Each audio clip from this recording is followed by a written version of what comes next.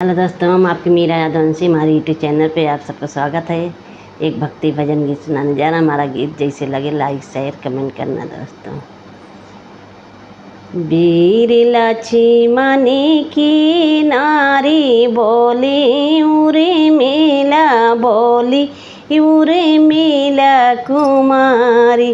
वीर लक्ष्मण की नारी बोली उरे मेला बोली उरे मेला कुमारी। वीर लक्ष्मण की नारी बोली उरे मेला बोली उरे मेला कुमारी। भैया तोहार जात बाटे मधुबन के, भैया तोहार जात बाटे मधुबन के। तू करा तैयारी बोली उरे मेला बोली उरे मेला कुमारी। तू करा तैयारी बोली उरे मेला बोली उरे मेला कुमारी। जात बाटे भैया तोहारे तू करा जल्दी तैयार।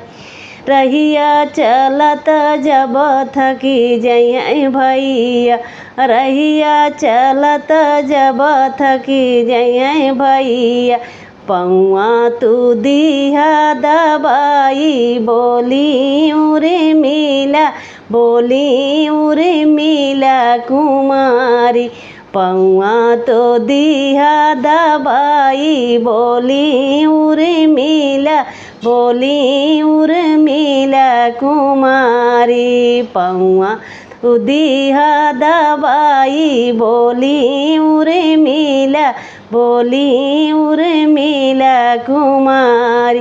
वीर लक्ष्मण की नारी बोली उरे मेला बोली उरे मेला कुमारी।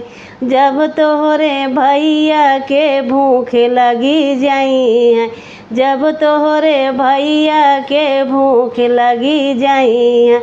कंद फूल फुलवा खियाया, कंद मूल फुलवा खियाया। तबई भैया भूखिया मिटाया, कंद मूल फलवा खियाया। तबई भैया भूखिया मिटाया। घर का चले भैया हो तबई तुही फलवा खियाया। बोली है उरे मेला नारी आचना तुही किया हो भैया। वीर हनुमान वीर लक्ष्मण की नारी बोली उरे मेला बोली उरे मेला कुमारी।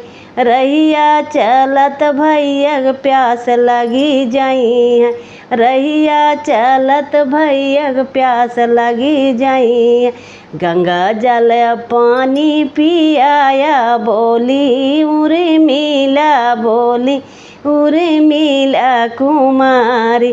गंगा जल पानी पियाया बोली उरे मेला बोली उरे मेला कुमारी। वीर लक्ष्मण की नारी बोली उरे मेला बोली उरे मेला कुमारी। जब तोहरे भैया के नींद लगी जाई है, जब तोहरे भैया के नींद लगी जाई है। कुश के चटैया बिछाया बोली उरे मेला बोली उरे मेला कुमारी। कुश के गोनरिया बिछाया बोली उरे मेला बोली उरे मेला कुमारी। वीर लक्ष्मण की नारी बोली उरे मेला बोली उरे मेला कुमारी।